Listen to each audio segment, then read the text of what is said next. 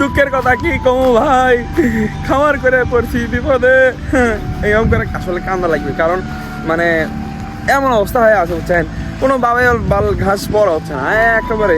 এই যে এই ভাইয়ের ছোটখাটো একটা ছাগলের খামার আছে এই জমিটা, এই মানে মোতা বন্ধ কাটে যাচ্ছে। আমার বেহে তো ওটার ওই অবস্থা এখন এমন এক অবস্থা হয়ে গেছে বুঝছেন, মানে কোনো বাবাই বাল ঘাস বড় হচ্ছে না, গরু খাবার দিয়ে পাচ্ছি না। এখন সামনের ঈদ, এখন ঈদের মধ্যে গরু বেচার নিয়ত আছে, তো সেই গরু তো খিলে লাগবে, বাল কোনোভাবেই ঘাস বড় হচ্ছে না, কারো ডাইল হয়।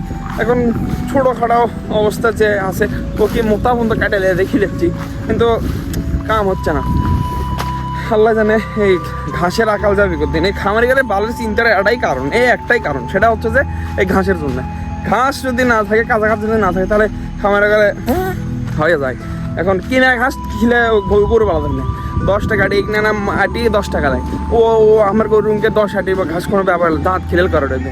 তো সে ঘাসত খালি কি সেচ দিয়ে, সার দিয়ে, ইউরিয়া দেওয়া হয়, গোবর সার ঘুটো পাউচ যা আসলো তাজা গোবর শুদ্ধ এসে দিচ্ছি, তাও আবার ঘাস দাঁড়িচ্ছে না। এই একটা জ্বালায় করে আছি, কষ্ট কষ্ট কষ্ট।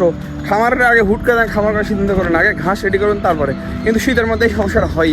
তো আল্লাহ কাছে দোয়া করি তাড়াতাড়ি যেন সমস্যার সমাধান হয়ে যায়।